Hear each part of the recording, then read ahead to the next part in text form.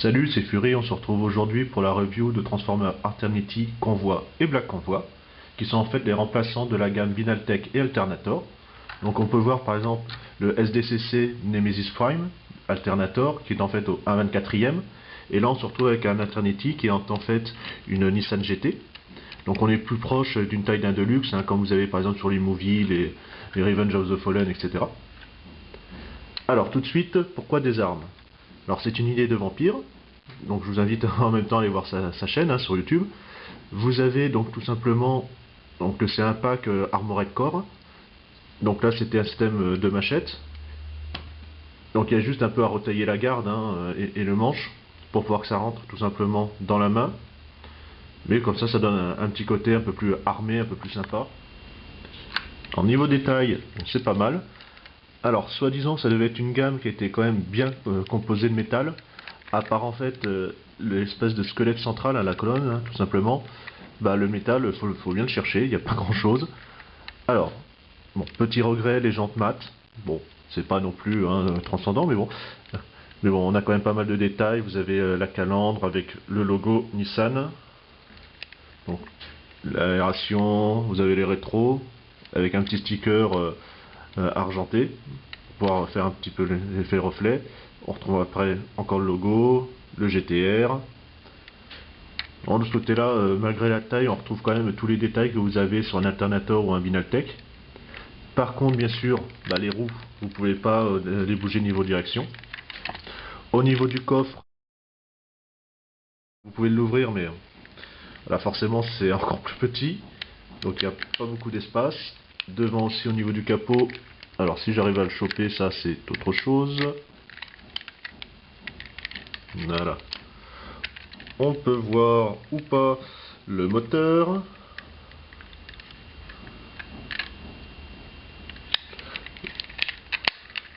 Vous avez, hop, avant que ça sauve, les portières qui s'ouvrent bien sûr.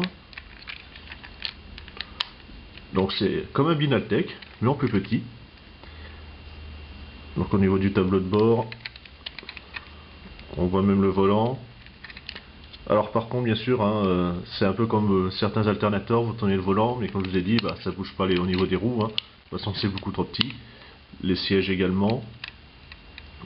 Et puis on a même la banquette arrière. Voilà.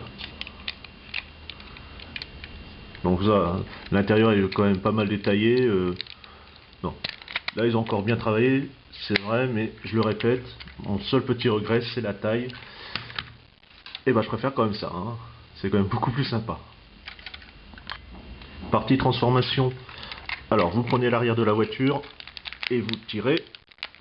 Voilà, pour déboîter en fait hein, le dessus. Vous avez aussi deux picots ici. Voilà, qu'on commence à apercevoir. Alors, on ouvre les portières. Vous écartez l'arrière, parce que ça va former les jambes. Vous avez le dessus qu'on écarte comme ça. Là, hein, l'arrière de la voiture, vous avez les pieds qui sortent. Donc en fait, les pieds c'était la banquette arrière, hein, 2 tiers, 1 tiers. Alors, vous avez le côté, ici, on écarte. L'aileron, il va falloir le rabattre à l'intérieur de la verrière. On rabat ainsi. On met derrière la jambe. Et c'est là qu'on va rigoler. Alors, vous avez un picot ici. Et donc, un trou là. Et il va falloir réussir à le fixer. Alors pour ça, déjà vous décalez un petit peu les parties pare-choc du coffre. Et vous essayez de trouver l'endroit pour que ça passe correctement.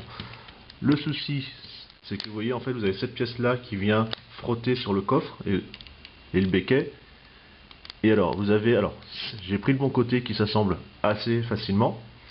Par contre l'autre côté, et ça j'ai le même souci sur l'autre Eternity, hein, c'est que ça passe comme ça peut, ça force un tout petit peu. Hop, on replie aussi. Voilà. Alors voilà. Ce que je vous parlais. Donc pour réussir. Ah bah, celui-là est moins contraignant. Aujourd'hui, il a mis de la bonne volonté. Donc là, vous avez les jambes. Donc vous avez cette partie-là, donc l'aileron. enfin le becquet qui va servir de talon. Donc à faire attention, hein, vous allez voir après que la stabilité c'est pas top. Et maintenant on continue. Alors vous avez cette partie-ci, vous avez un axe, alors vous allez voilà, plier, ça va permettre en fait de débloquer les bras, comme ceci. Donc j'en profite pour faire admirer le tableau de bord, comme c'est un peu plus ouvert et un peu plus lumineux.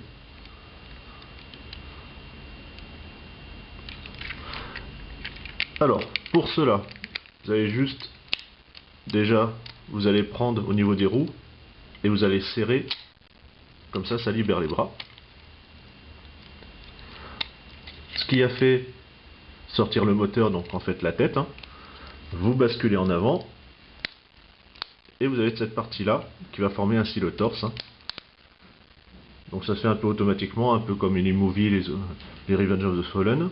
Vous avez le squelette, enfin la colonne qui est métal, comme je vous disais, voilà, sur deux axes, avec comme ça, et on clipse.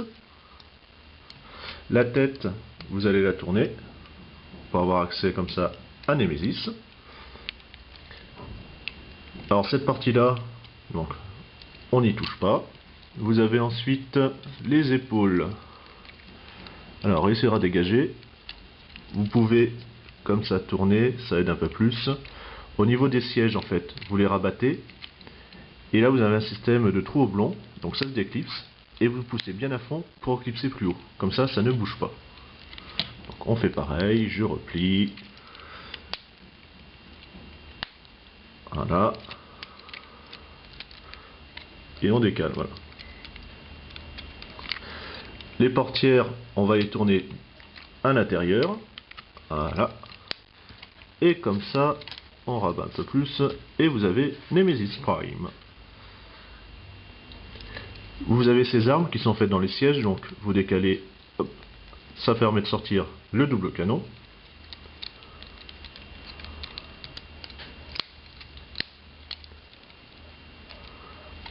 Niveau articulation, épaule, donc on peut pas trop relever, vous avez le coude, ça va se tourner également ici.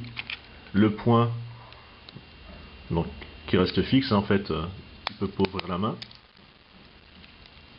Alors le bassin, que dalle. Vous avez un système de cliquetis, donc c'est assez rassurant par contre de ce côté-là. Le genou, et ça s'arrête ici. La tête, avec un petit gauche-droite assez sympa grâce au beau joint. Alors niveau stabilité, comme je vous disais, si vous essayez de le mettre hop, voilà, droit, bah, ça part facilement en arrière, à faire attention. Voilà, faut trouver le bon point d'équilibre. Mais bon, avec le Silver, c'est exactement le même problème. Alors niveau détail, c'est quand même pas mal aussi de ce côté-là. Donc on voit le torse. Donc c'est pas mal ressorti. Voilà. Je vais remettre à peu près pareil les deux jambes.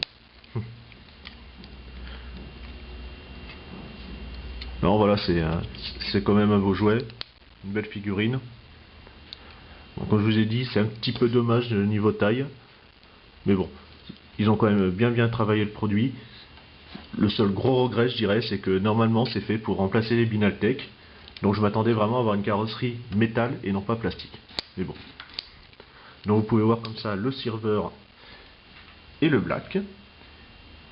Et je vais vous montrer ce que ça va donner par rapport à justement au Binaltech de tout à l'heure, niveau taille. Donc voici l'image de fin pour vous donner un ordre d'idée au niveau taille, hein, donc cette fois-ci par rapport à un Alternator. Donc j'espère que cette review vous a plu, on a passé un bon moment ensemble. On peut se retrouver à une prochaine. Allez, salut!